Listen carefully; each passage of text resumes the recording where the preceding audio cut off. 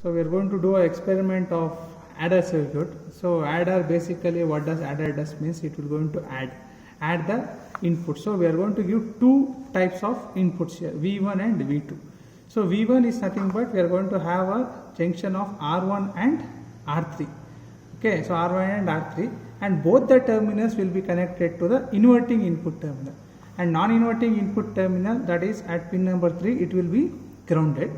So inverting input terminal, we are going to connect three similar resistances, that is R1, R2, R3. So 3 will be having 1 kilo ohm of resistances. So V1 is nothing but the combination of R1 plus R3, and R2 is nothing but only 1 kilo ohm resistance. So this is V1 and this will be given to V2, and we are going to check the output in pin number 6, that is output. Pin number 7 will be given to plus VCC, and pin number 4 will be given to minus VE, and pin number 3 is grounded. So what we can expect the output will be in negative.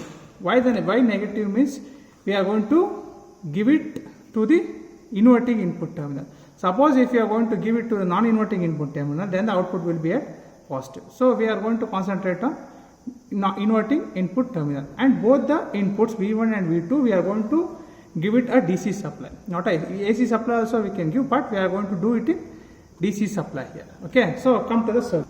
So we can see here the op amp, you can observe the notch here. So from notch 1, 2, 3, 4 and then 5, 6, 7, 8. So pin number 2 is given to one inverting input terminal, and it is given to the positive of the supply. So this is V1, so this is V2. Okay, so and again a parallel circuit from the terminal 2 is given as 1 kilo ohm resistance, and it is given to V1. So you can see here pin number 2 is having 3 junction. So one is 2 kilo ohm, another terminal will be given to the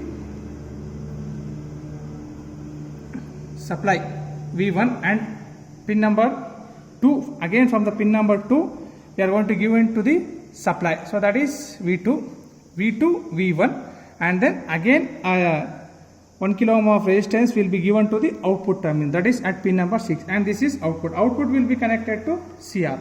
So this is CRO you can see here the output. Okay, and the ground terminal is given separately. So all the terminals will be grounded separately. So minus VE is given to pin number 4, you can just see here minus VE is given to pin number 4, and pin number 7 you are going to give plus VCC. Okay, now we are going to switch on the supply.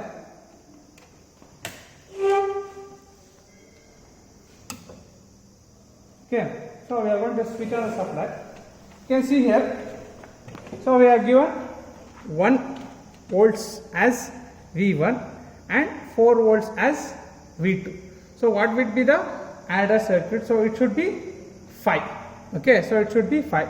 So taking account into the reference, so here you can see here in the CRO we need to adjust it to DC. Why? Because we are going to giving DC supply as input. Okay, so it is DC. So pin number 2, channel number 2 we are going to use, not the channel number 1, only the DC part, output part we are going to see here. So see the amount of output that has been clipped. So it is 1 to 2.5.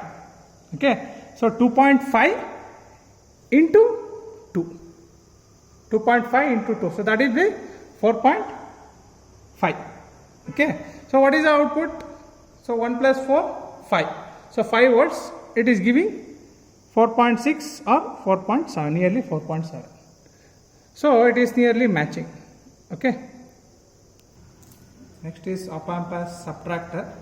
So we can see here we are going to give the inverting input terminal as one input, that is V1, and to the non-inverting input terminal there will be given as R2, junction of R3 and R4, but we are going to use a feedback resistance here. Okay, so here there would be not feedback resistance in adder, but in subtractor we are going to use a feedback resistance, that is from inverting input terminal. So that will be given from pin number 2, and pin number 6 is the output. Pin number 7 is given to plus VCC, and pin number 4 is given to minus VE. So we are going to have two types of input, same V1 as inverting input terminal and V2 as non-inverting input terminal. So all the resistance value will be same here, 1 1 1 1. Okay. So what we should get, ultimately the output, there are two conditions here. One is V2 minus V1, another one is V1 minus V2 output. So first we shall take the condition of V2 minus V1. What will be the expected output? So circuit will be as per the circuit diagram that is given in the manual. So you can see here, to the pin number 2 we are going to give one input terminal. So look here, so this is pin number 2, okay, and to the pin number 3 we are going to give another input terminal. So this is V2 and this is V1, right, and a feedback resistance is given here. So parallel to the pin number 3 we are going to connect to the ground terminal, one resistance, okay. So output will be connected to pin number 6. So okay, we can see here pin number 6 is connected to the output. So negative will be grounded and supply ground will be separate. This is plus VCC and this one is minus VEE. Okay. So now let us come to the output part. Okay. So V2 minus V1 is the first condition. So we are going to give here 4.1 minus 1.3. So what should be the output? So 4.1 minus 1.4.